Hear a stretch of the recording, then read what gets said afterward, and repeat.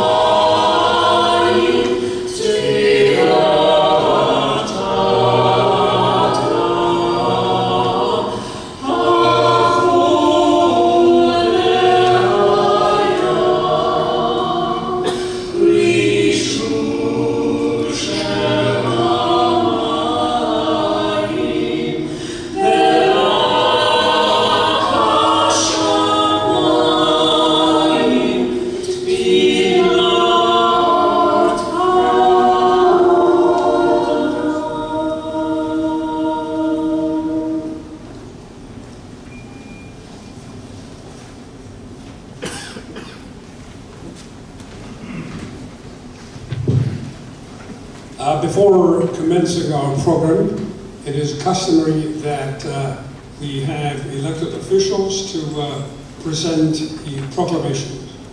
And the city proclamation is being delivered by Council Member Harry Cohen. Harry Cohen is a very successful and very dedicated member of the City Council. And he always finds time to be involved with various organizations to give her counsel and to assist him in any possible way.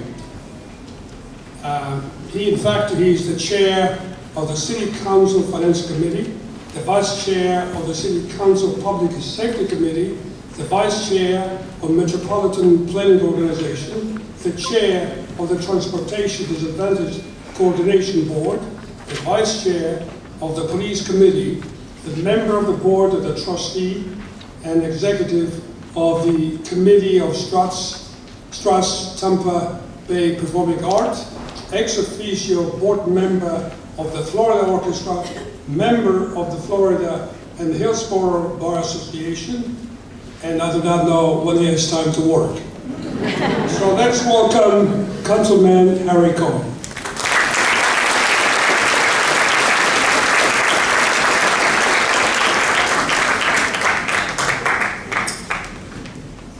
Honored guests, and may I just also extend a particular greeting to those Holocaust survivors that are present with us today. I know I'm extremely honored to be here. My colleague Guido Maniscalco joins me from the City Council, and in many ways we are really indicative of the great diversity of our city, representing both the Jewish and Italian American communities on our City Council.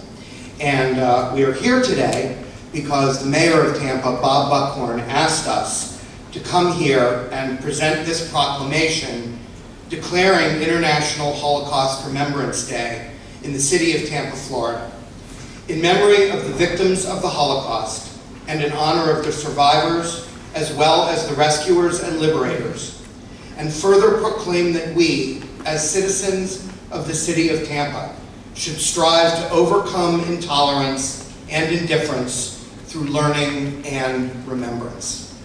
So thank you very much for having us here today. We wanted to take this opportunity to present this proclamation to the Israeli Consul General.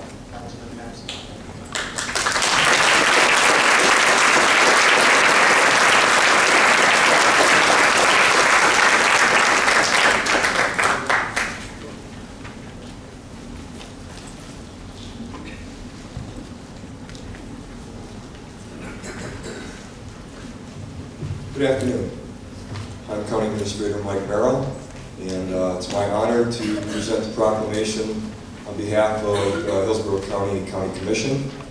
And to that end, the County Commission is responsible for bringing good government to all of Hillsborough County, taking care of all the residents. It's a very diverse county, and the Commission takes its responsibility for events like this very seriously, to set the example, especially in light of the fact that this year's theme is the Holocaust Remembrance, Educating for a Better Future.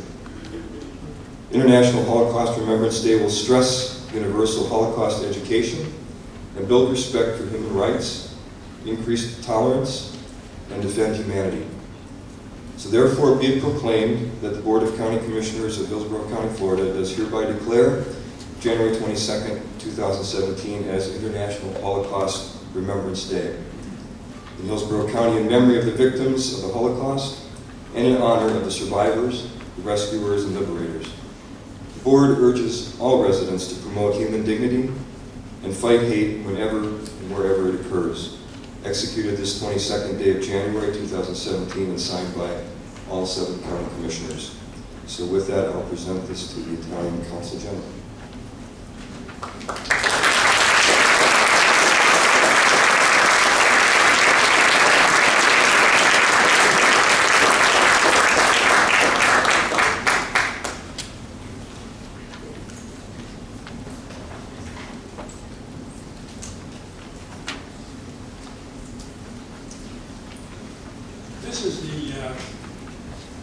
This is the 5th year that we gather in this beautiful and historical building to commemorate the dark side of human history.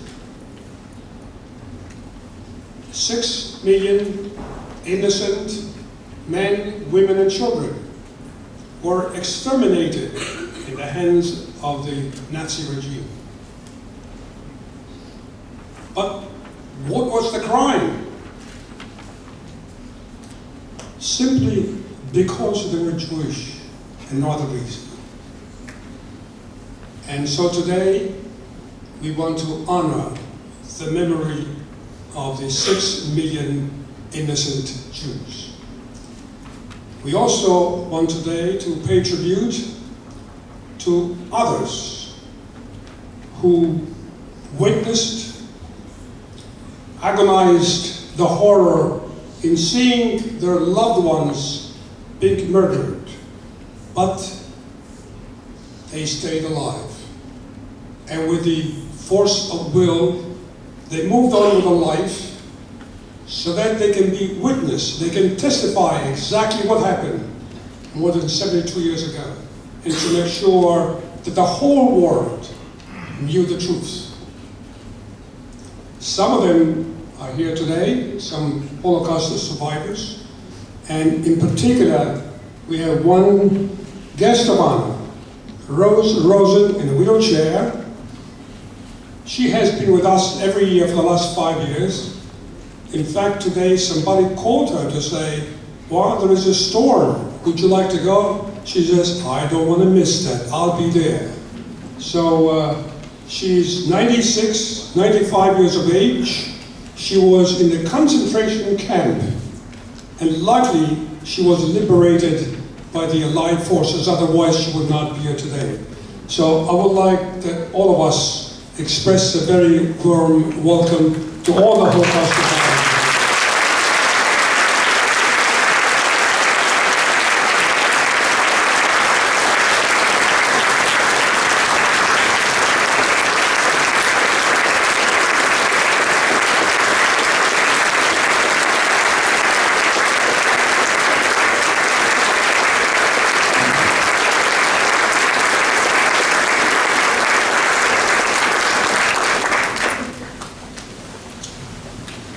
Some of the Holocaust survivors here in this area have embarked on a very noble mission of visiting schools and teaching and training the students exactly what the Holocaust was. And the Consulate of Tampa Bay embraced and joined also in the same mission by consulting various people and launching an essay contest scholarship geared more towards Holocaust and anti-Semitism. We have here today most of the contest winners, about 12 of them, who will be honored, who will be awarded later in the program. We also have many faculty members and teachers, as also we have judges whose responsibility was to review, examine, and then grade the essay. We also have the chairman of the council committee of the essay, Robert Silverman, who has done a great job, and also jointly with another member of the committee who unfortunately could not make it, Bob Horowitz could not make it because he came back from holiday and then he decided to get ill. So, you know, let's face it, scholarships are not as easy as one may think, because the worst part or the most difficult part is raising funds and find cash. So I'm very delighted that we have today here some members of the committee and some sponsors who truly believed in our mission in trying to train education, give educational background to all the students. And as I call the sponsors one by one, I would like you to give a big round of applause. The first one is Bob and Marcy Horowitz.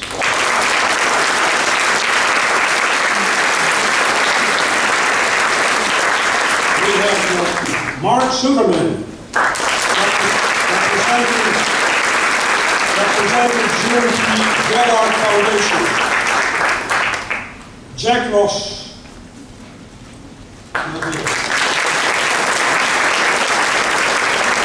Jack Ross represents the Jewish Community Center and Federation, is also the Jewish Federation of Pinellas and Basque County. He's not here, but I'll relay to him the message that all of you applauded.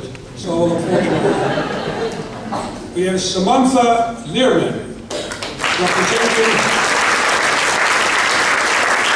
the country general Israel.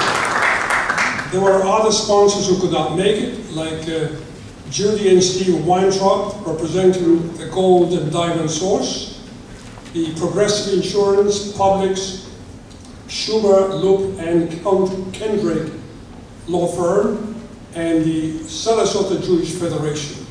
Also, we have to be very grateful, and I would like to see that he rises. Joe Capitano, the chairman of the Italian Club, who has been very generous to offer this location to all of us for this magnificent event. And also we have Jamie Coffey and Lisa Moody.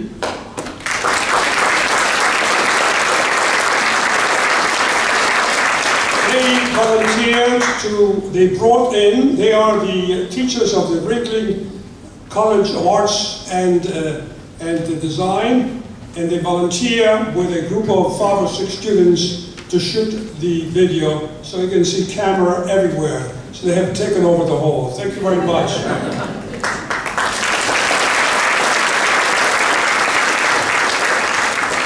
Okay, now if you don't mind, I'd like to welcome some community leaders. First of all, the Tampa Council member Harry Cohen, the representative of the County Commission, Mike Burrell, the president of St. Petersburg Catholic High School, Rich Rosen, the Council General of Canada, Susan Harper, the Council General of France, Clement Leclerc, the Council General of Germany, Annette Klein. These councils came from Miami specifically for the event. Let's give them a big applause.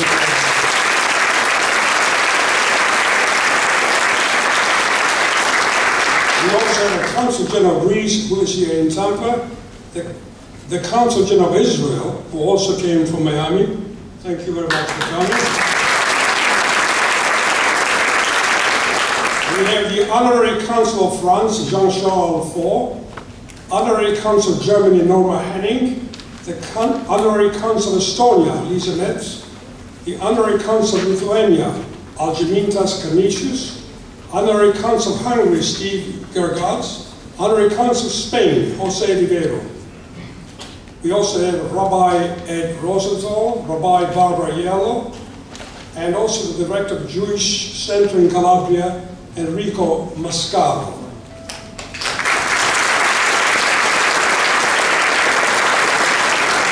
We also have the chair of the Holocaust Museum, Amanda Soft.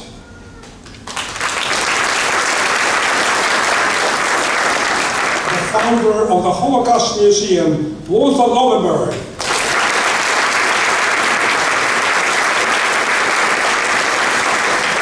The Provost of University of Tampa, David Stern.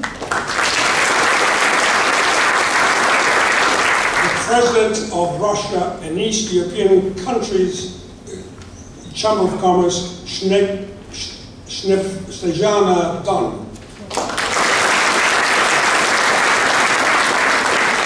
We also have, as usual, we have many senior military officers who are based at MacDill Air Force Base, and they represent USA, Italy, Germany, France, Denmark, Ukraine, Hungary, South Korea, and United Kingdom.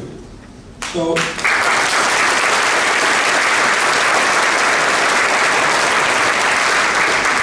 I want to thank you very much for your attention. Now I would like to ask the Council General of France, Clement Leclerc.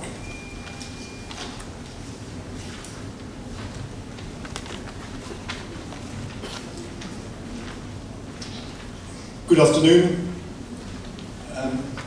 I'm humbled to speak in front of Holocaust survivors this afternoon, and in front of your community on the occasion of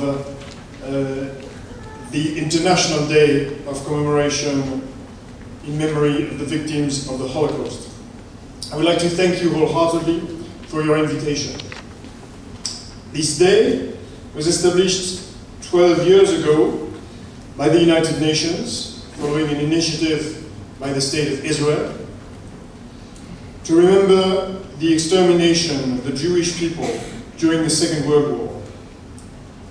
6 million men, women, and children were killed just because they were Jewish.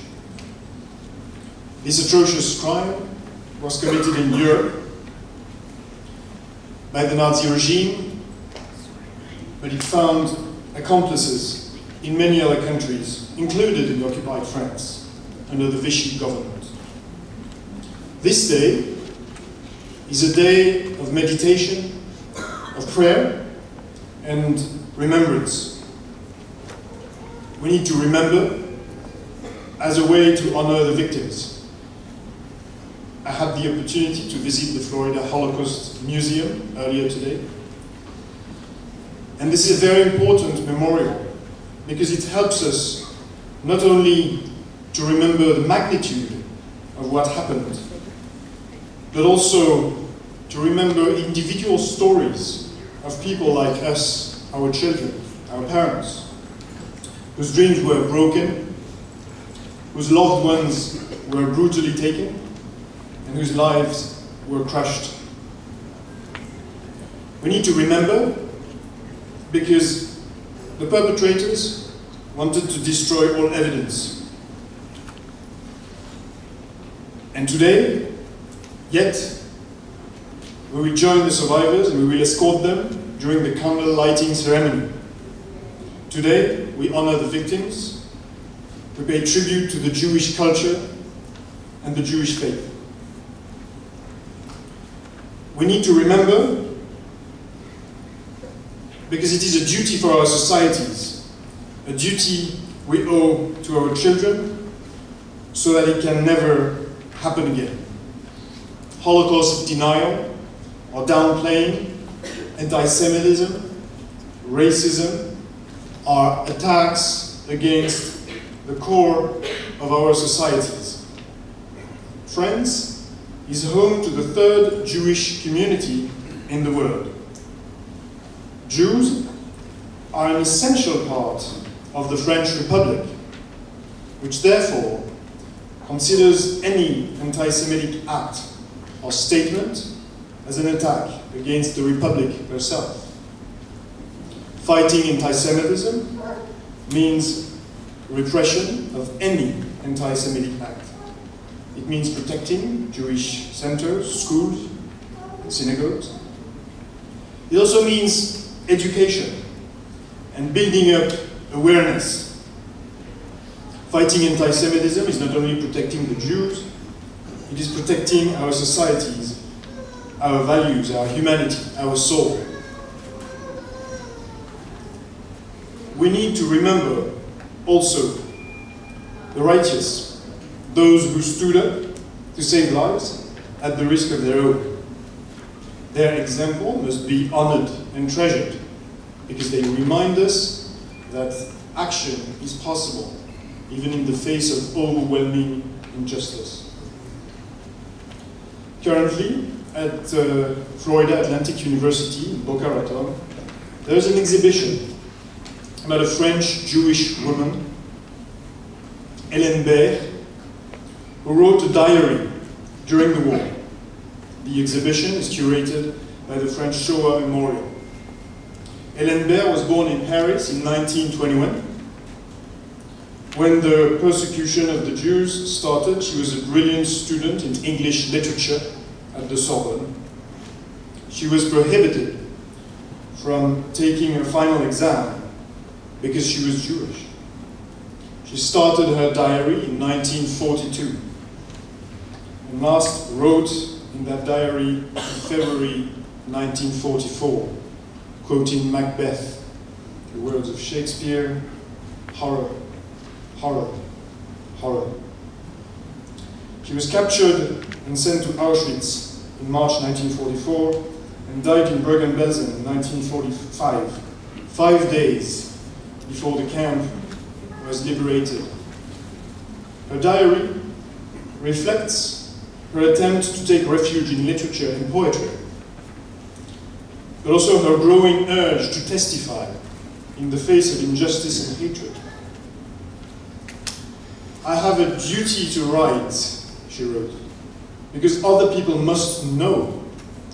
Every hour of every day, there is another painful realization that other folk do not know, do not even imagine the suffering of other men, the evil that some of them inflict. And I am still trying to make the painful effort to tell the story, because it is a duty. It is maybe the only one I can fulfill." Helen's words were directed to us. It is our duty to remember and to pass on the memory, but also the lessons. That is why we are here today. Thank you.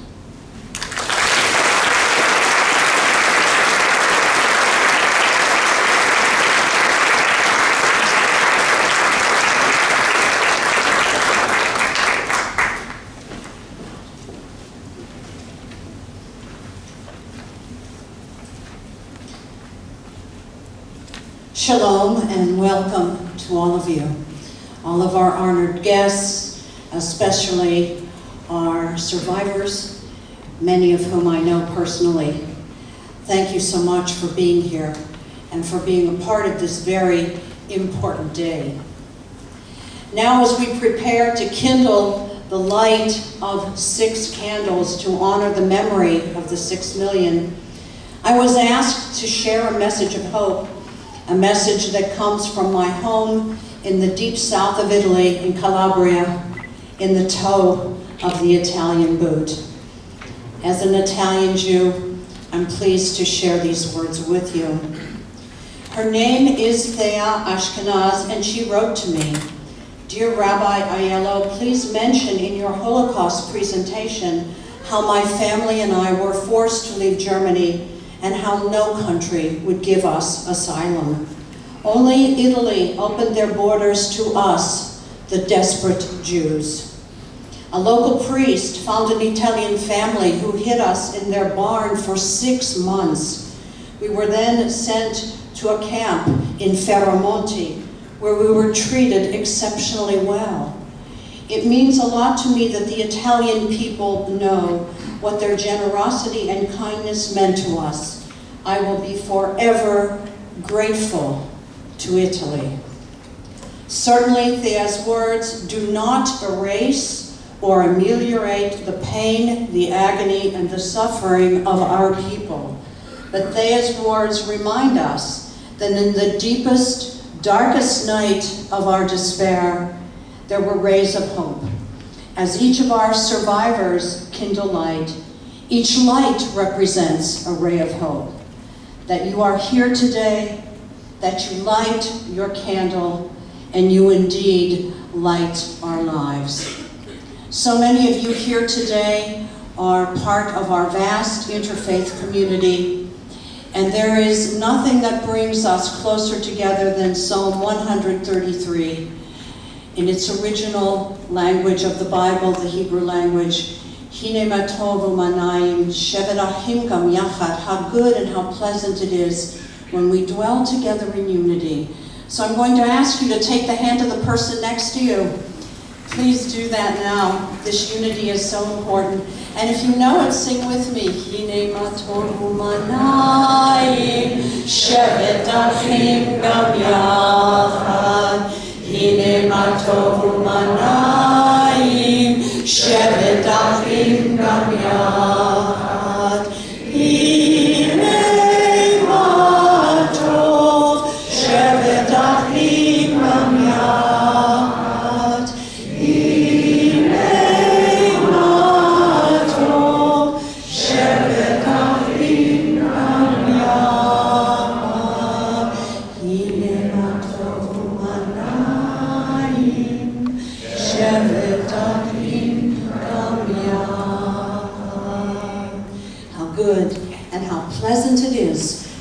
dwell together, even on a day such as this, in unity and love, and let us say together, Amen.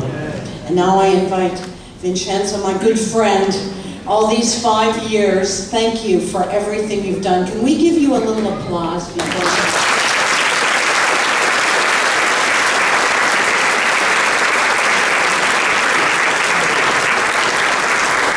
And now let's welcome the MacDill Air Force Base Color Guards.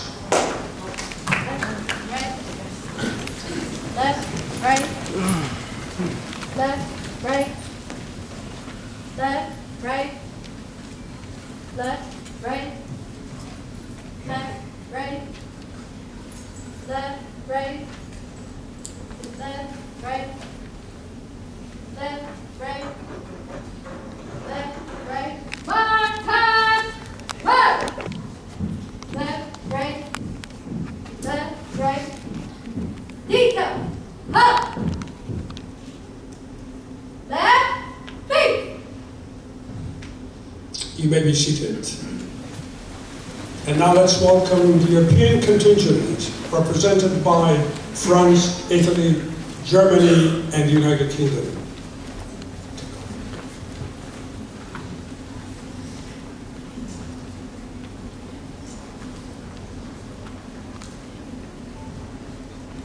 And let's welcome them with our applause. Thank you.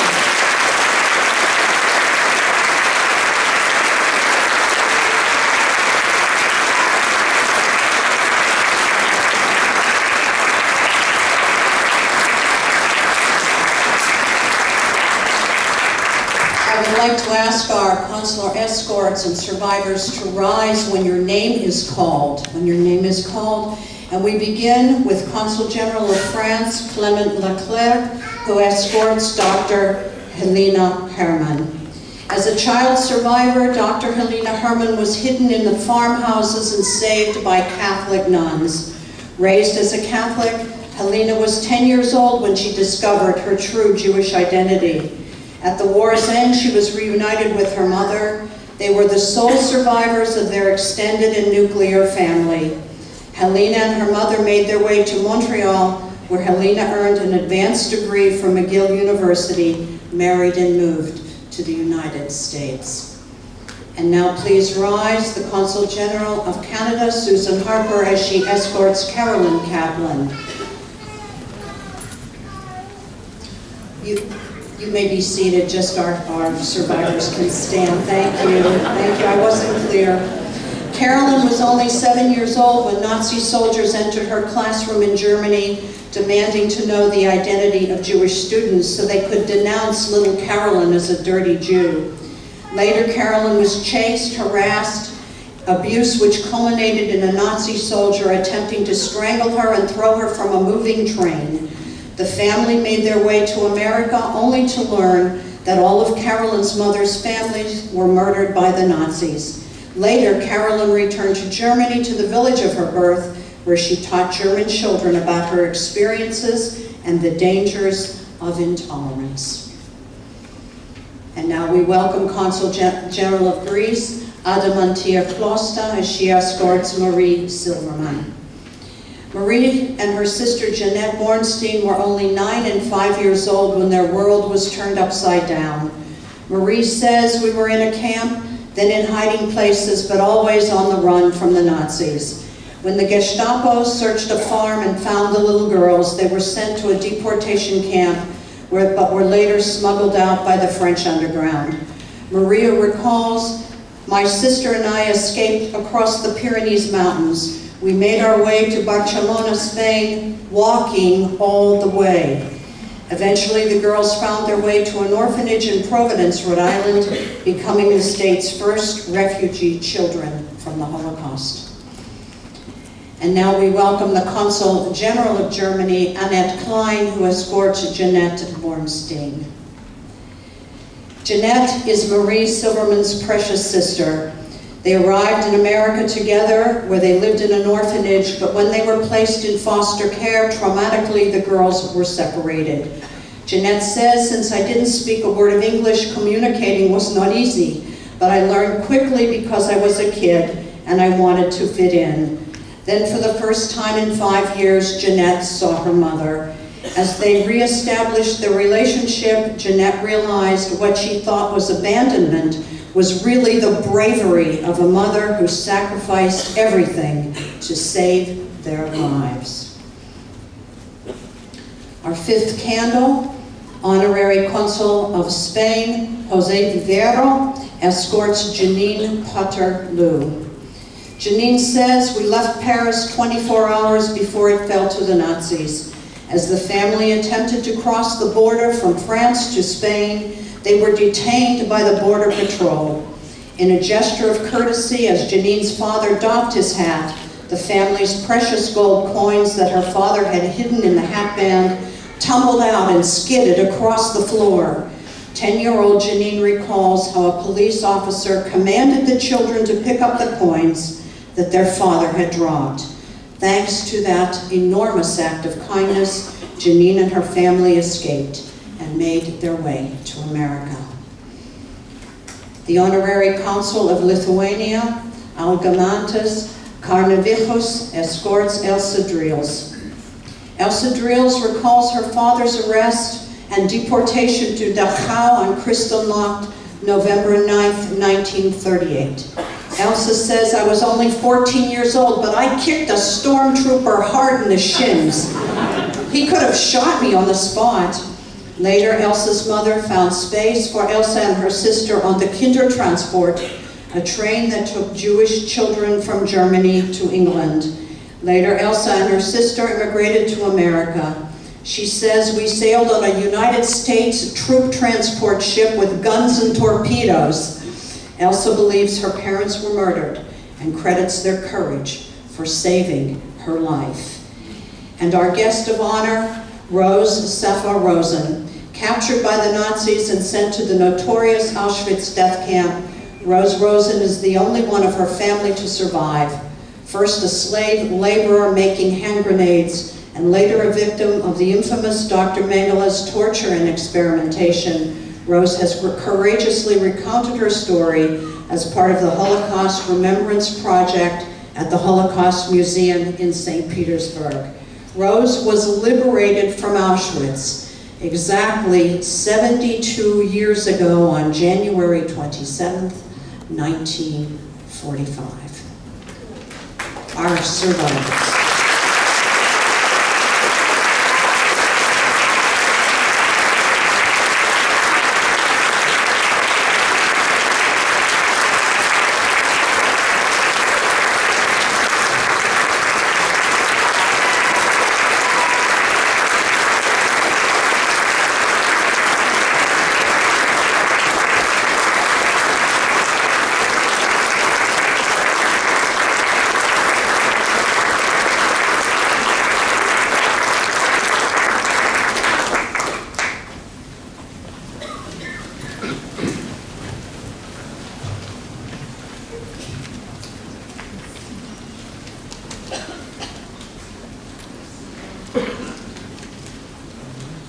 Shalom. My name is Lior Hayat. I'm the Consul General of Israel to Florida. I couldn't be prouder to be here representing the state of Israel. The Jewish people is the people of memory. We share memories from our history, even though we didn't take part in it. Most of my family left Lithuania in Europe and immigrated to Israel years before the Holocaust began. The only ones that were left behind were assassinated in the Holocaust. In a way, you can say that Zionism is the reason that my family is alive. Because without it, they would have faced the same destiny. But still, the Holocaust is part of my personal collective memory. In a way, I'm an Holocaust survivor. In a way, every one of us is an Holocaust survivor. During the year, every year, there are 3 dates that we commemorate Holocaust. The first one is Yom HaShoah, Holocaust Memorial Day in Israel, which is in April to commemorate the heroism of the Jews in the Warsaw Ghetto uprising. The second date is Kristallnacht, the night of the broken glasses in November, that symbolized the first signs of the Holocaust. Unfortunately, we see those signs today. Anti-Semitism and racism in Europe, in other places in the world, and even in the US, is growing.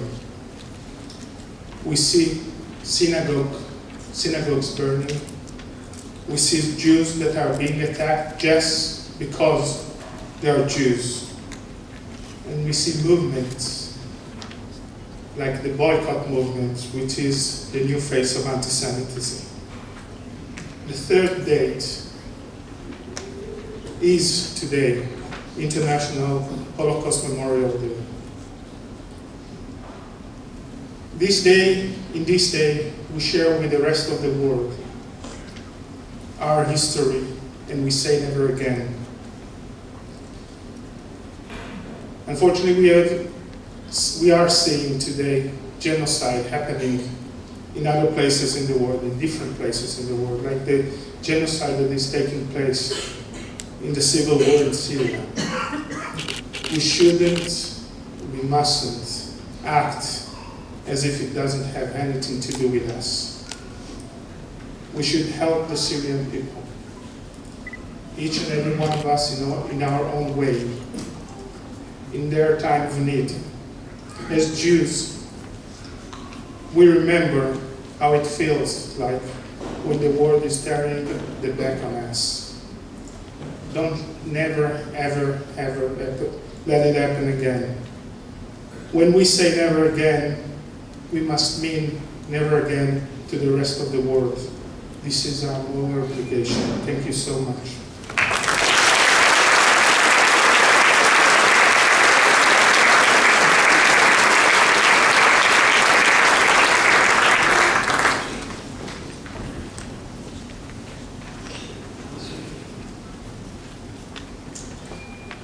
I am so humbled to be here this afternoon with all of you honored guests and survivors. And thank you to Consular Correspondent Genovese for the invitation to join all of you on International Holocaust Remembrance Day. I'm here on behalf of the Florida Holocaust Museum. It's an extremely special time for us as we are celebrating our 25th anniversary. Now more than ever, I feel we are needed to ensure that the lessons learned from the Holocaust of tolerance and eliminating hate-filled violence are not forgotten. I'm also here today honoring my grandparents, honoring their memory, who escaped persecution in Poland during the Second World War. They endured years in labor camps in Siberia and found themselves without a home in a displaced persons camp in Germany after the war. My mother was born in that camp, and fortunately her family was welcomed to America, and she immigrated here when she was 4. I can never allow myself to forget what my grandparents survived for me to be here today. Their sacrifice and those of countless other survivors, liberators, and upstanders is why I believe that the museum's role of ensuring that they are not forgotten, and particularly of educating our youth in order to prevent future genocides, is so very important. The museum provides educational, historical, and cultural exhibitions, enrichment and community engagement programming to approximately 150,000 local, national, and international visitors on an annual basis. Last year, we were able to expose 62,000 children to the concepts of upstander behavior, the rights and responsibilities of living in a democracy, and speaking out against injustice. One such outreach program I have been privileged to be a part of is called Speak Up, Speak Now. Speak Up, Speak Now is a 6-week community outreach program that was created in 2009 in response to a drive-by shooting in St. Pete that killed a little 8-year-old girl as she was sleeping in her bed. This program teaches children how to be an upstander and not a bystander.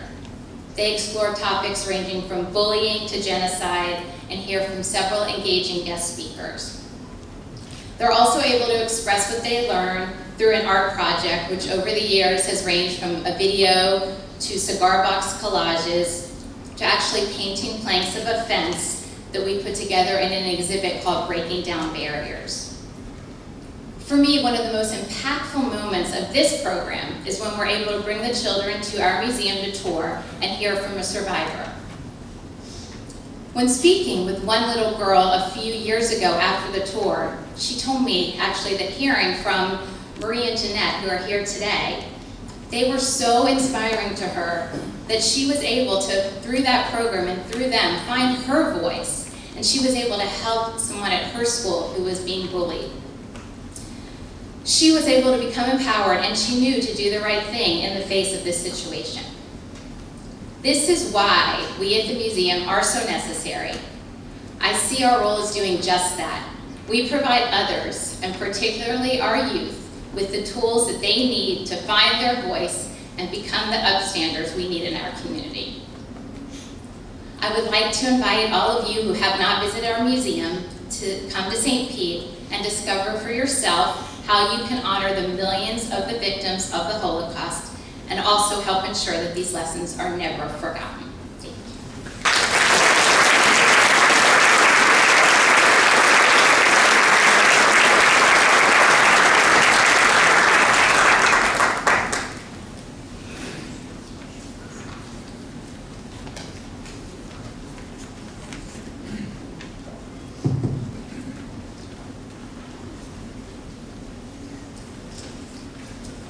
Good afternoon, distinguished guests, ladies and gentlemen, friends and family. I'm very pleased to share with you my Holocaust ordeal. I would like to thank Vincent Genovesi, the consular correspondent of Italy, for me to speak here. Today you will be able to hear my direct testimony. What was it like to experience the calamity of the Holocaust as a young boy? My personal journey is a chronicle of strong faith, growing up in a hurry, resilience and strength in face of adversity, a story of close escapes against all odds and miraculous survival.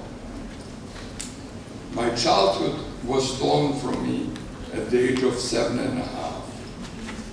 I lived in Katowice, Poland, had loving family, a younger sister. We had a car, which was very unusual at that time in Poland. Life was great. All this came to a sudden end at the end of August of 1939. I was told that I'll be visiting my grandfather in Warsaw and will be back in a few days. I left all my toys behind me, never to see them again.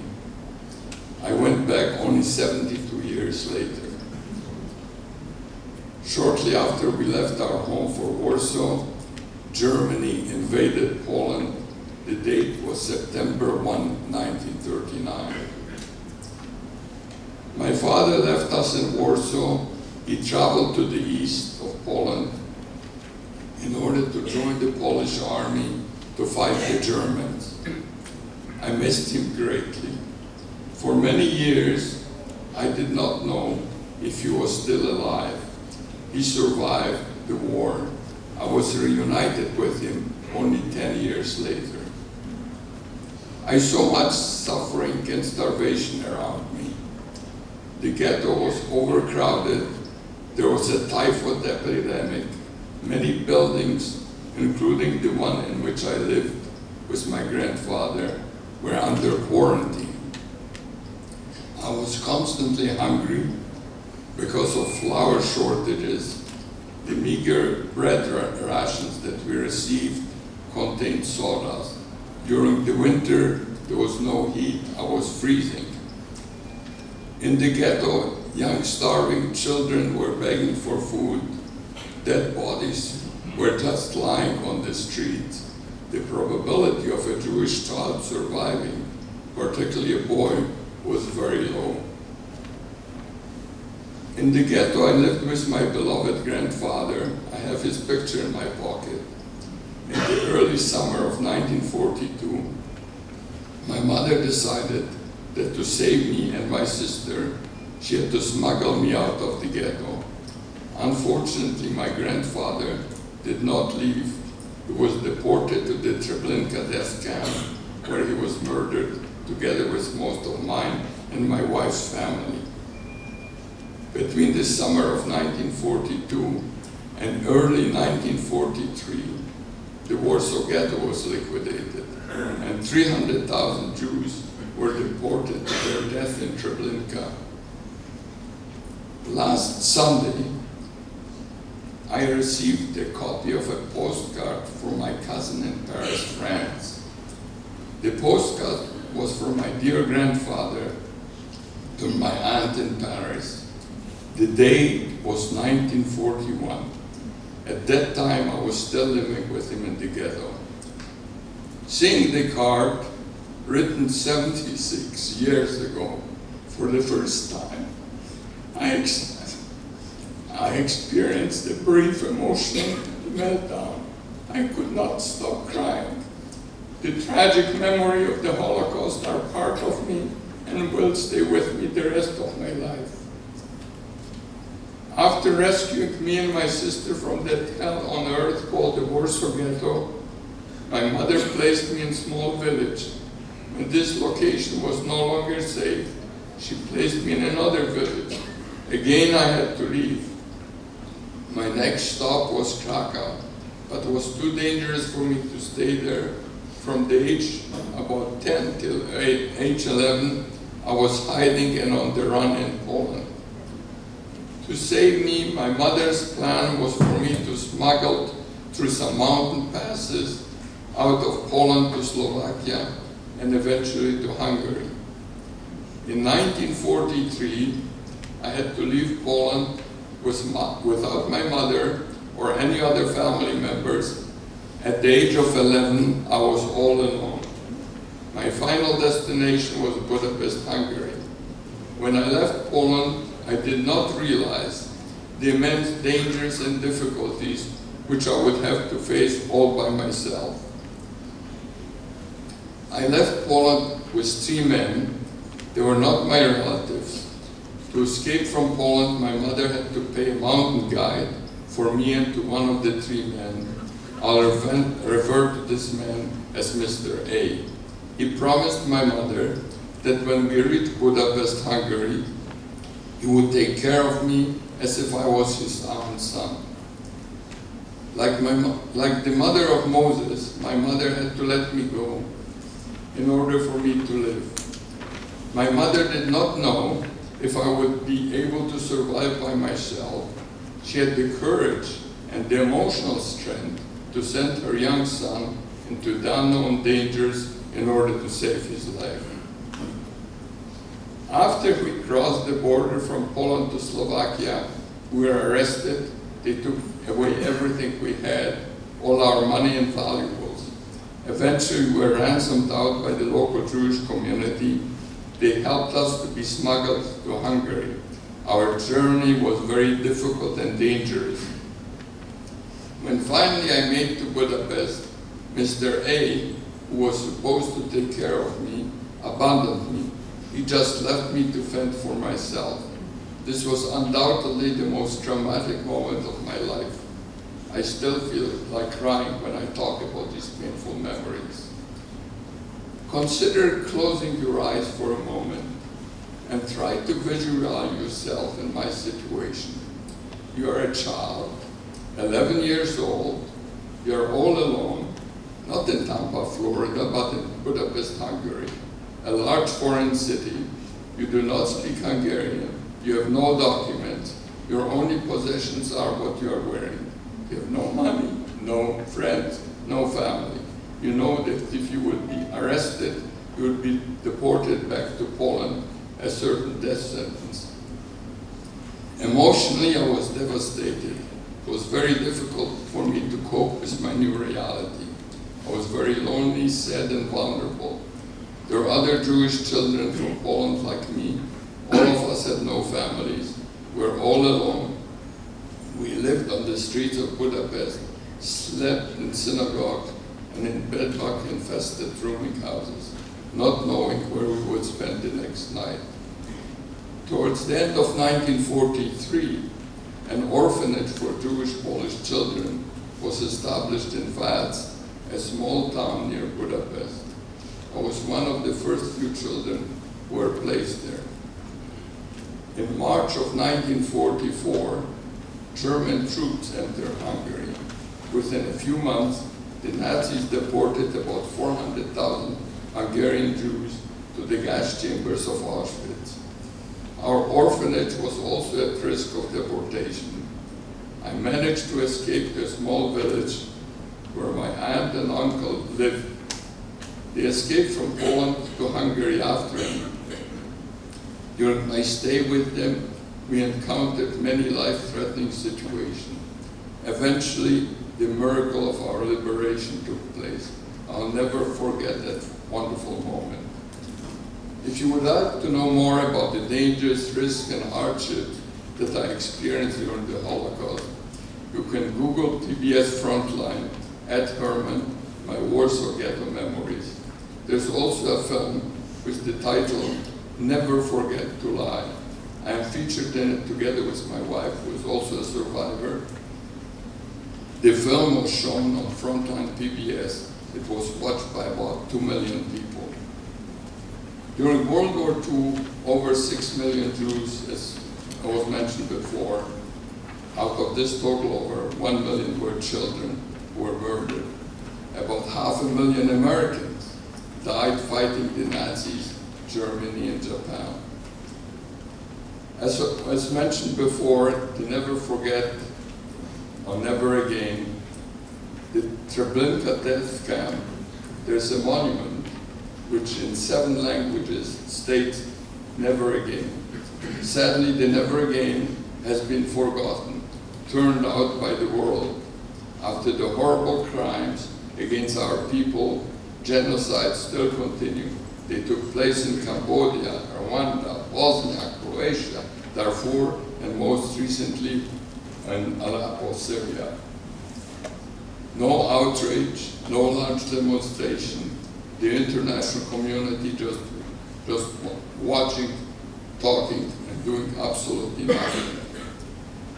What are my personal lessons and takeaways from my Holocaust experiences? Never give up, regardless of the difficulties with which you are confronted. You can achieve whatever you set your mind to. For me, the 5 war years were very dangerous and difficult. My life was very good till the age of 7.5, and it has been happy and successful after the war.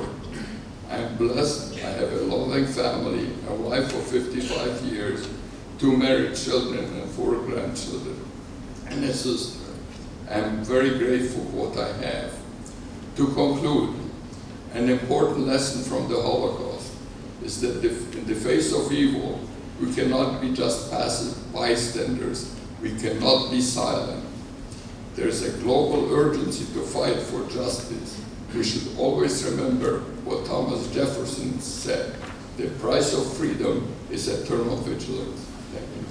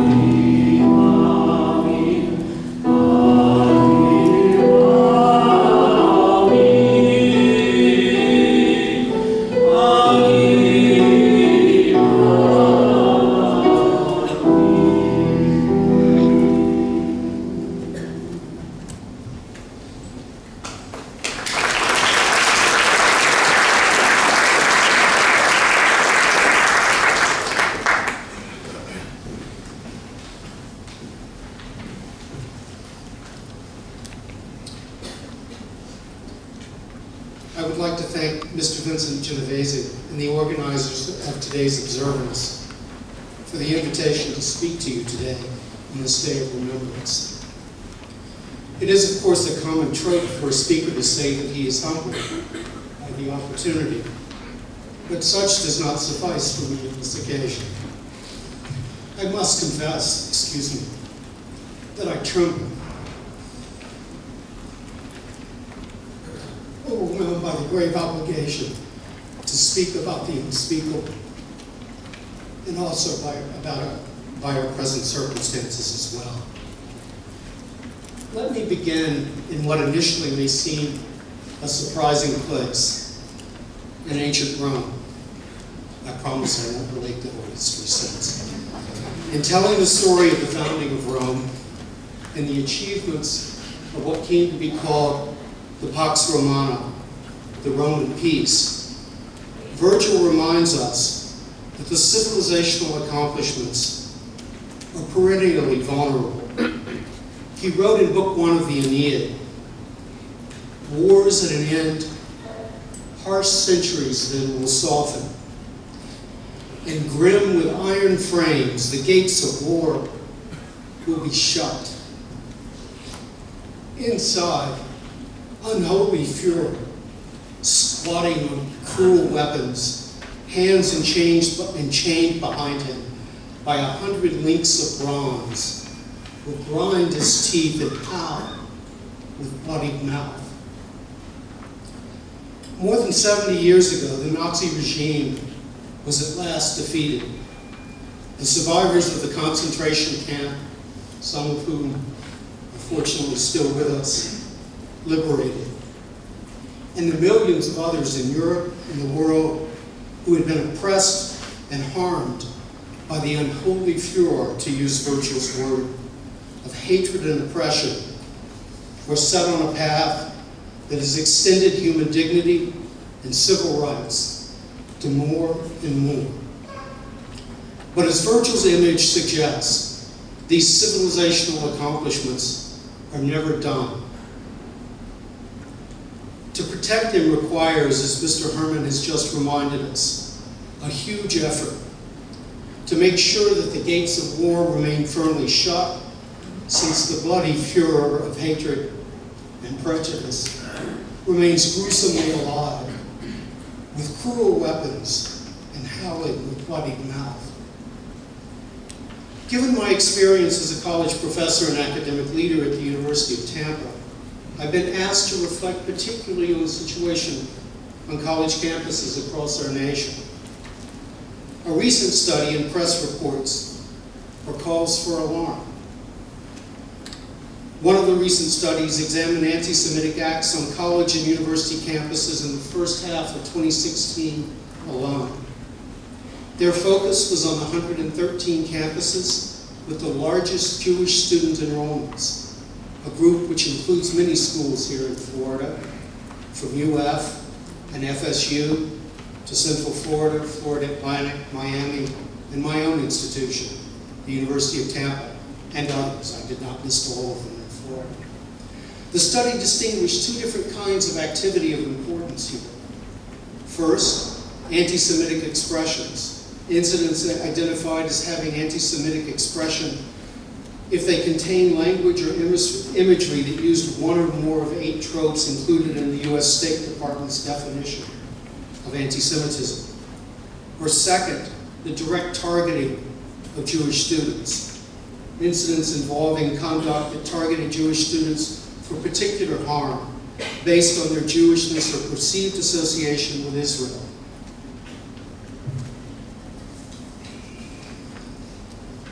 The report shows that in that brief time period of 6 months only, in the first half, not of 1945, not of the 19th century, but of 2016, there were 201 acts of anti-Semitic expression and another 69 acts targeting Jewish students on campuses across the nation.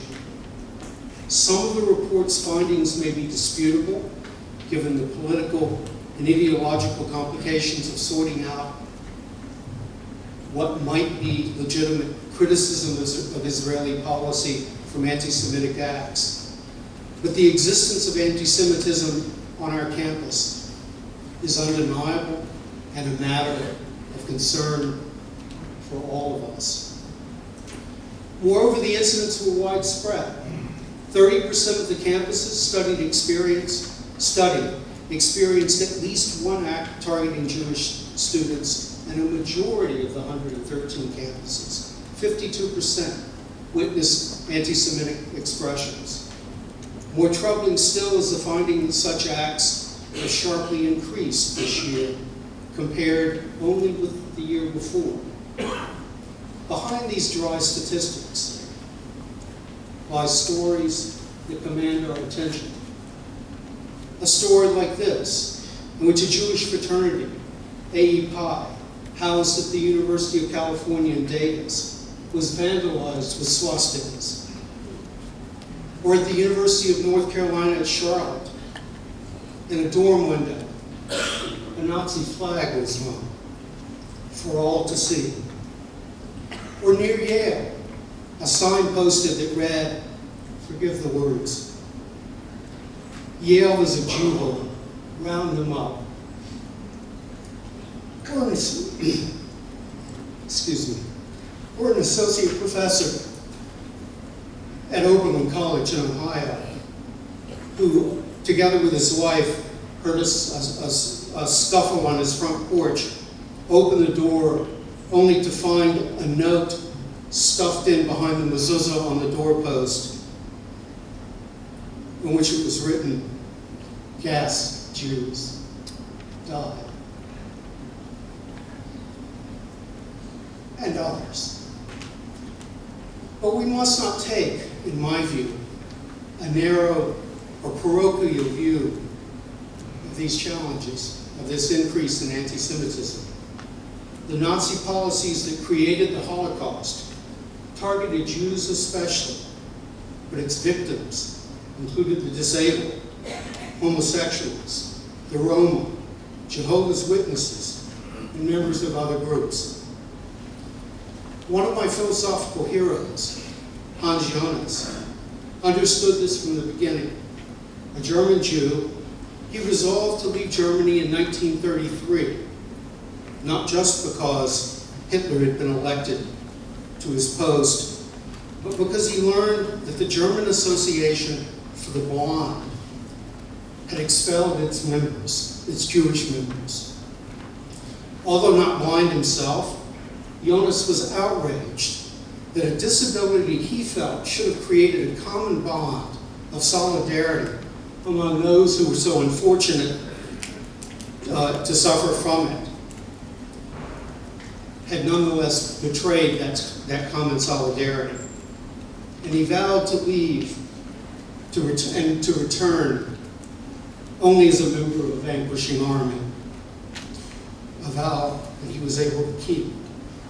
Here in our own time, to go back to the passage from Virgil with which I began, the gates have again been opened.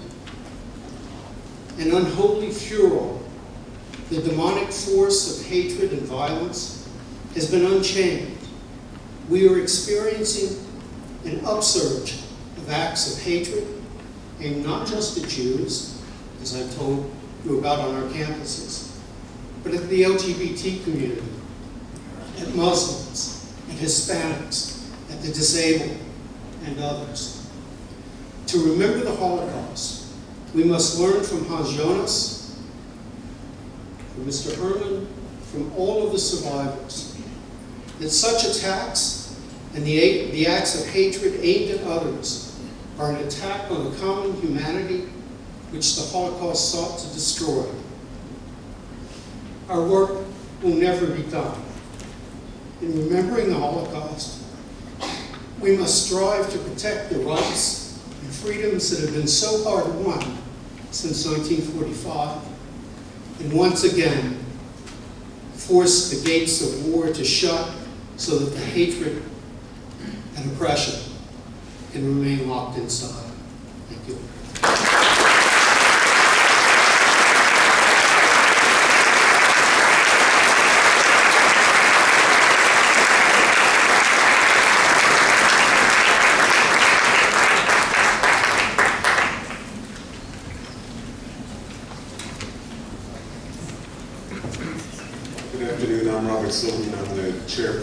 of the Scholarship Essay Committee for the Tampa Bay Consular Corps, and this is a nice part of the ceremony where we get to meet some young people who have taken time to research the Holocaust and to look into the future as to what can be done on their part and by others to prevent hatred, bigotry, anti-Semitism, and other forms of racism, etc. So I'd like to call forth the winners at this time to be congratulated. From the University of Tampa, first prize, Marlena Roth-Penn.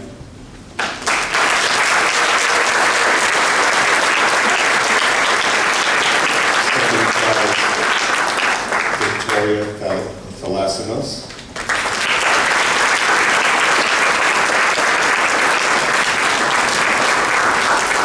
From USF St. Petersburg, first prize, Eric Panika.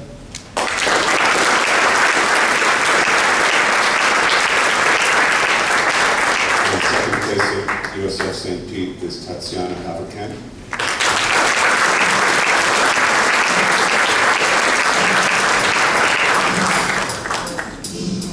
From USF Tampa, first place winner is Ivan Pineda.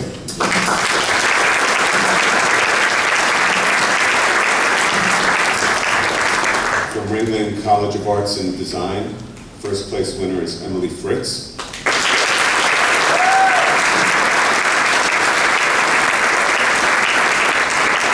From State College of Florida, Bradenton, Shabbos Monar.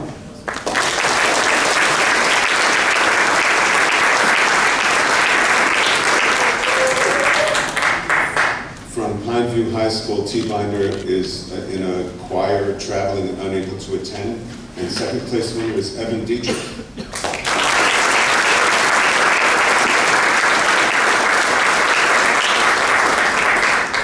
From Northport High School, our winner is Mihailo Dosin.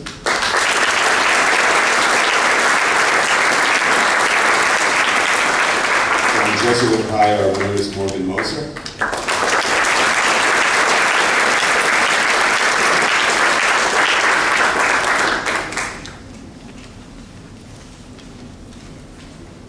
And from St. Petersburg Catholic High School, second prize winner is Kelsey Matala.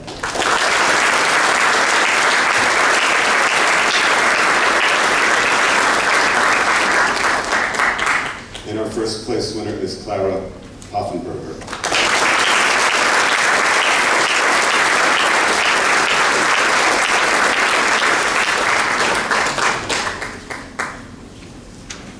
Pleased to have Clara join me. Clara, do you need to get your materials, or do you have them with you? You do? Okay, super. Clara is going to represent all of our winners today and speak. This year's essay contest called upon high school and college students first to research and write about heroes of the Holocaust who risked their own lives to save Jewish people and others, and then follow up within their essay by relating how the heroes of the past inform us today about combating the growing issue of anti-Semitism and other forms of bigotry. To exemplify and learn from the work of all our honorees, we selected excerpts from the essays of Clara here, from St. Petersburg Catholic High, and Alya Yorish of New College of Florida. Alya's not able to attend, and Clara's graciously going to read from Alya's essay on behalf of her. If you listen carefully to what Clara has to say to you today, she'll touch deeply on the theme that fighting hatred and persecution lies in recognizing our sameness, and this recognition was a strong motivator for the Holocaust rescuers and upstanders of the 1930s and 40s, and is still today a critical piece of the puzzle for combating irrational fear, hatred, and persecution. So, Clara, thank you.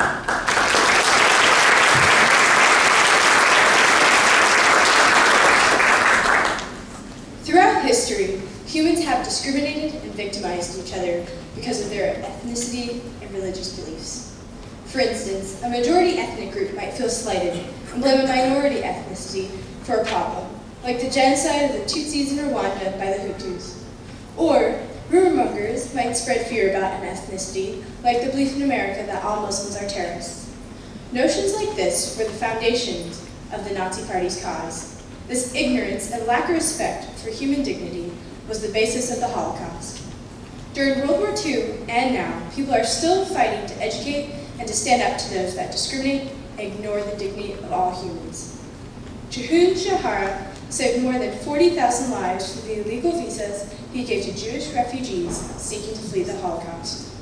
He was a Japanese diplomat stationed in Lithuania. He struggled against his strict samurai upbringing to go up against the authorities of his government when they refused to give him permission to let refugees flee to Japan. In any life-threatening situation, it can be hard to put oneself in danger for someone that they do not know. Shuhara struggled with this decision. He knew that it was more imperative to help these people. Their situation reminded him of a samurai proverb that he grew up with. Even a hunter cannot kill a bird which flies to him for refuge. It was by chance, though, that Shuhara gained the personal connection he needed to make his decision. He ran to Sali Genor, a son of a Russian Revolution refugee, in Genor's aunt's store. Shuhara was impulsively invited to the Genor family's celebration of Hanukkah in 1939. He was surprised to find how similar Jewish families and culture were to his home. Coming from a homogeneous society like Japan, this was very eye-opening to him. He saw the humanity of the Jewish people and now had an understanding of their similarities. Unlike Shuhara, Japan lacked the emotional connection with the Jewish people. This was one of the reasons that Japan was unwilling to help the Jews flee from the Holocaust. They viewed the Jews as a burden on their society, whereas Shuhara saw them as individuals fleeing for their lives. He saw their humanity during a time period where it was ignored.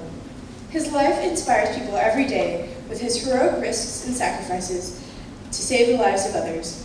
Most inspiring, though, was his selflessness. As the war continued, he'd spend all of his time writing visas.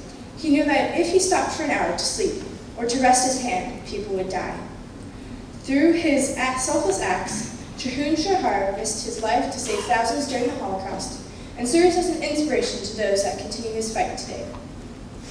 This completes the historical excerpt from my essay, which shows how reaching out and touching others can result in life-changing recognition for our sameness and our common humanity.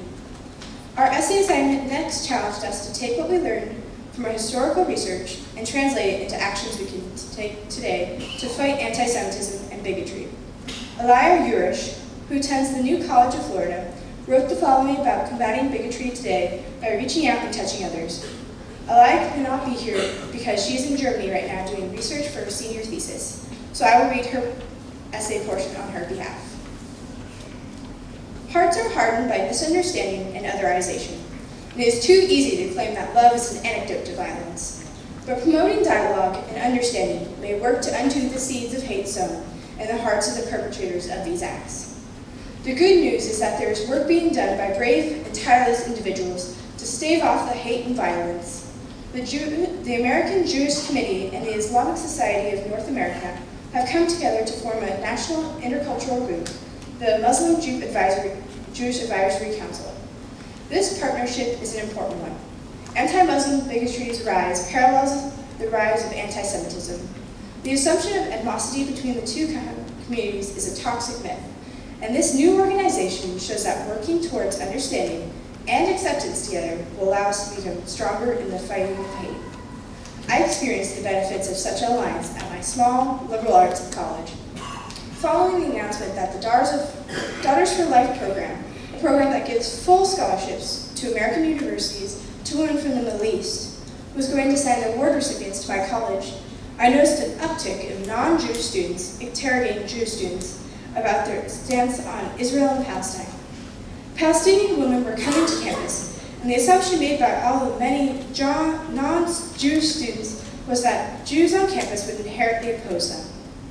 I responded by organizing a dinner between Jewish women and Daughters for Life, and we realized our commonalities and created friendships that have lasted far after the dinner. Together we fight Islamophobia and anti-Semitism on campus, and we are each other's best allies. Tolerance comes from understanding, and understanding requires dialogue, not assumptions based off stereotypes and propaganda. Thank you.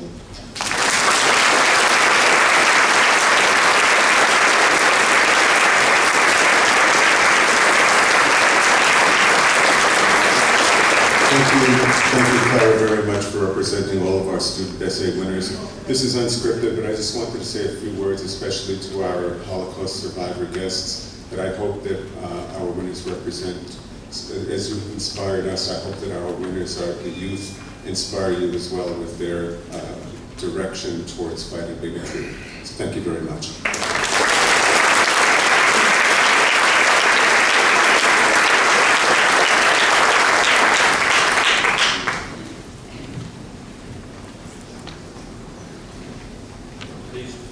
Please rise.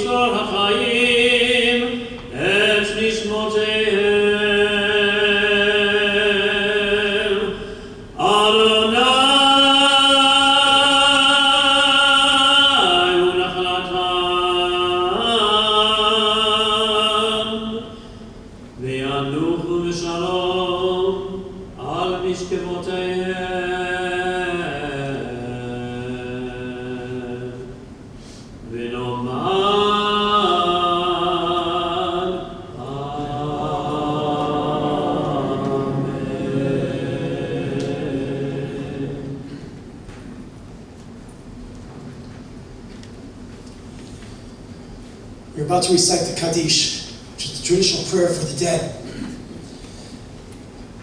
We say it today to remember the 6 million of our people martyred during the Holocaust. Yet the irony of the Kaddish is that death is not mentioned.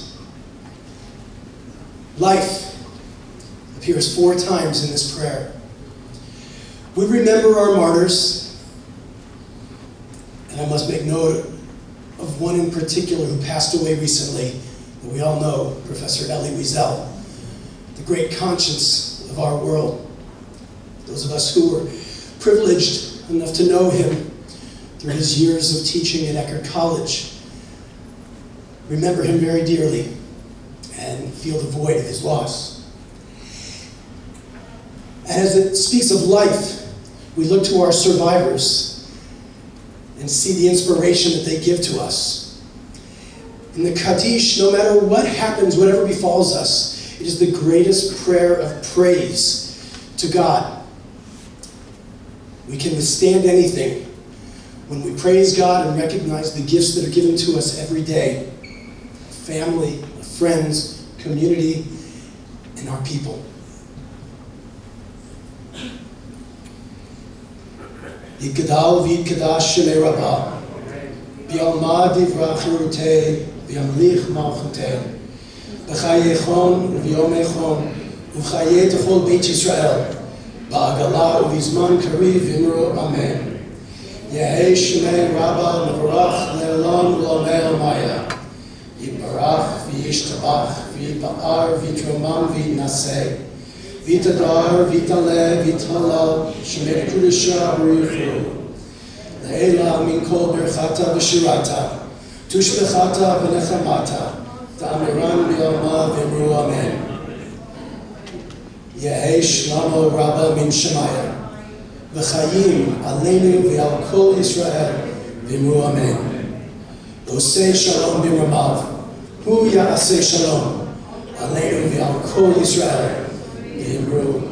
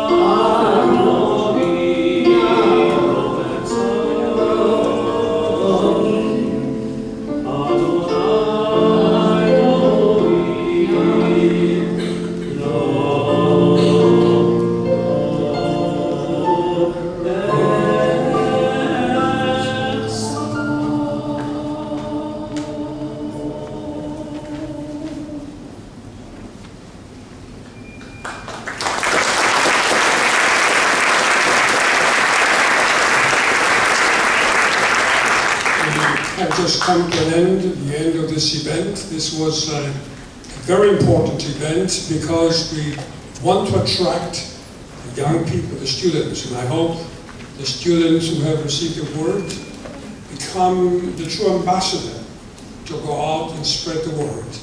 And the word is we must respect everyone. We are fighting anti-Semitism. I want to thank you all for braving the storm. And, we try very much to plan things here, so things move very smoothly. And when I heard about storm happening in this area, I simply made a phone call. Then when Vince Genovese makes a phone call, it seems people listen to me. Thank you very much. Eccomi ragazzi, allora oggi siamo qua con una persona veramente molto importante che ha organizzato tutta la giornata che abbiamo appena visto, è Vincenzo Genovese come me. Ok, allora raccontaci com'è è stata organizzare questa festa. Ci saranno state almeno 250 persone. 420 persone. Oh wow! Questo locale prende 420, pieno. Perfetto. Ogni anno, infatti lo facciamo ogni anno, questo è il quinto anno e lo faremo ancora. La cosa più importante è che il mondo e la gente qui deve sapere quello che è successo 72 anni fa quando c'è stato il Holocaust. E noi vogliamo, questo non è una festa, è una commemorazione. Dobbiamo commemorare e ricordare quelli che sono 6.000 ebrei che sono stati sterminati dal regime nazista, e quindi questa commemorazione la facciamo per un ricordo e per essere sicuri che il mondo queste cose non succederanno mai. Quindi vi ringrazio per essere venuti qui e avete preso questa, che ha fatto un film, senz'altro. Sì, io ho ripreso il tutto. Va bene. E speriamo di vederci di nuovo il prossimo anno. Quello assolutamente, ma una domanda, che cosa possiamo dire ai nostri figli, ai nostri nipoti che vedono questa commemorazione, giustamente come hai detto te, cos'è che ci deve insegnare questo?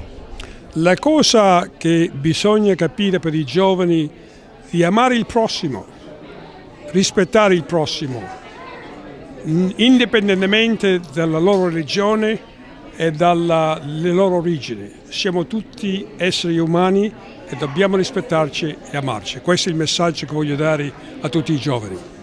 Perfetto, allora ti ringrazio e grazie per il lavoro che stai facendo come italiano, e speriamo di fare altre manifestazioni, commemorazioni. È triste purtroppo, no? Quindi per me io la vedo più come un ricordare quello che hanno fatto, quello che è successo, ma perché non deve risuccedere. Esattamente. Grazie. Io però quello che ti dico, io vedo che sta succedendo una cosa così, simile, un po' con l'economia, con la classe media.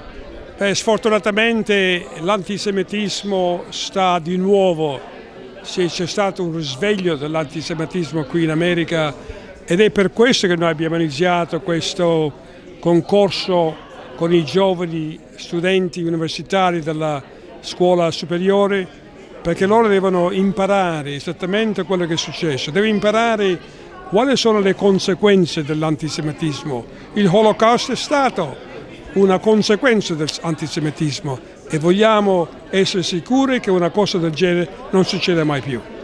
Assolutamente, poi insomma l'America è proprio il posto dove c'è più democrazia, dove c'è più culture diverse che vivono insieme. Questo è il bello dell'America. Sì. Questo è il vantaggio dell'America. L'America è un paese molto aperto e sfortunatamente, avendo questo senso di libertà che l'America offre, certe volte ci sono degli aspetti negativi, come infatti l'antisemitismo qui è riconosciuto oppure non è rigettato dal governo, perché qui tutti hanno la libertà di esprimere le loro opinioni. Quello che non possono fare è danneggiare. Solamente l'antisemitismo potrebbe essere una cosa che sarà proprio rigettata dal governo, perché si va ad offendere gente di un'altra religione e di un altro paese. Speriamo che tutto vada bene. Lo facciamo andare bene. Va bene. Perfetto. Ciao ragazzi. Ciao. A presto. Ciao. Grazie Vincenzo. Ok, ci vediamo.